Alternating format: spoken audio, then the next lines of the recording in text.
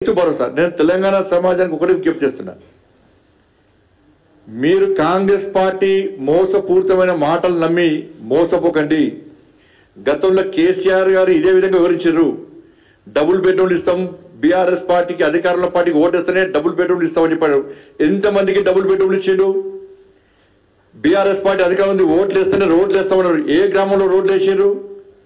BRS పార్టీకి ఓట్లు వేస్తేనే రేషన్ కార్డు ఇస్తున్నారు. ఎంతమందికి రేషన్ కార్డు ఇచ్చారు? యువత అందరూ హైదరాబాద్ పెట్టి గ్రామాల్లో ఉండి బీఆర్ఎస్ పార్టీని గెలిపించండి, స్థానిక సంస్థల ఎన్నికల్లో మీకు ఉద్యోగాలు ఇస్తామన్నారు. ఎంతమందికి ఉద్యోగాలు ఇచ్చారు బీఆర్ఎస్ పార్టీ? కానీ అధికారంలో ఉన్నాం, మాకు ఓటేమని చెప్పి గతంలో బీఆర్ఎస్ పార్టీ ఏ విధంగా మోసం చేసిందో, 10 సంవత్సరాలు టైంపాస్ పార్టీ చేసిందో, కాంగ్రెస్ పార్టీ కూడా ఇప్పుడు స్థానిక సంస్థల ఎన్నికలు వస్తున్నాయని చెప్పి ప్రజలను మోసం చేసే ప్రయత్నం చేస్తున్నది. ఇలా హామీలు నెరవేరుస్తామని చెప్పి ప్రజలను మోసం చేసే ప్రయత్నం చేస్తున్నది.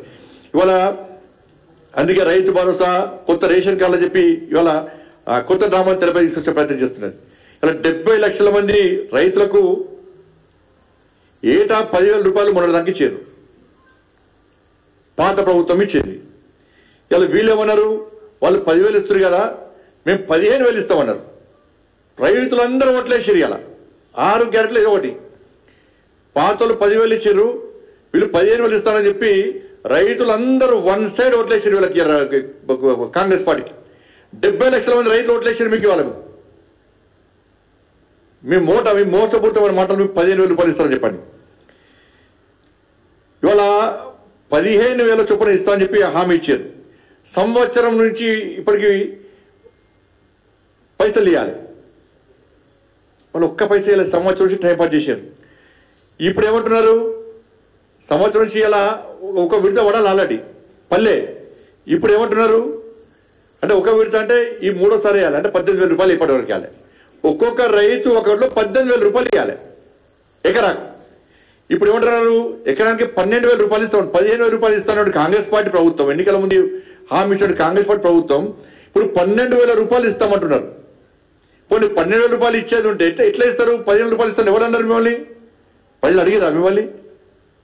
పాతోళ్ళు 10,000 ఇస్తే మీరు 15,000 రూపాయలు ఇస్తారని చెప్పి నమ్మే మీకు ఓటేస్తే సంవత్సరం నుంచి ఇయ్యలేదు.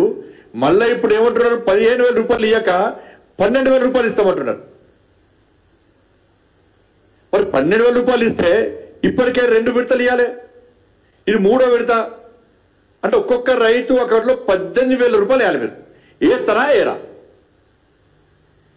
మీరు వచ్చే సంవత్సరం అయింది, ఇప్పటికే 12,000 రూపాయలు ఆల్రెడీ వేయాలి.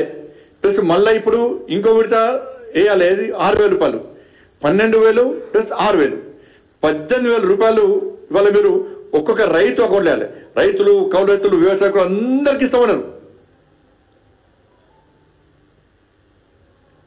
18,000 రూపాయలు రైతుల అకౌంట్లో వేస్తారా? వేయరా? ఈ సంవత్సరం పాటు పైసలను దాచిపెట్టుకొని ఇప్పుడు వేస్తారండి.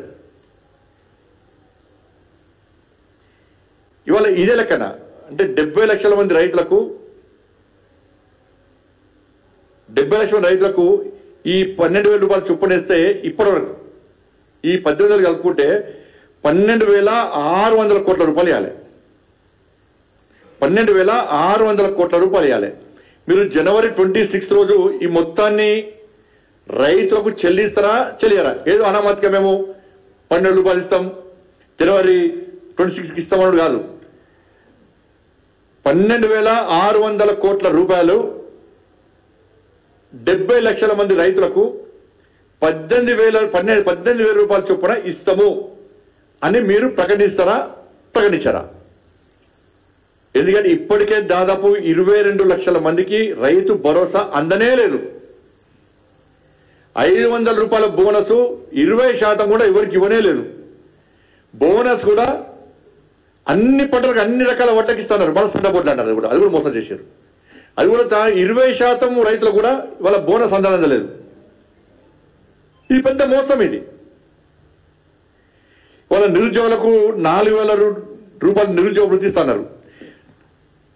ఈ ఒక్కొక్క నిరుద్యోగికి 48,000 రూపాయలు బకాయి పడ్డారు. ఇప్పుడు సంవత్సరం ఒక్కొక్క నిరుద్యోగికి 4,000 చొప్పున 40 లక్షల నిరుద్యోగులకు 48,000 రూపాయలు బకాయి పడ్డారు.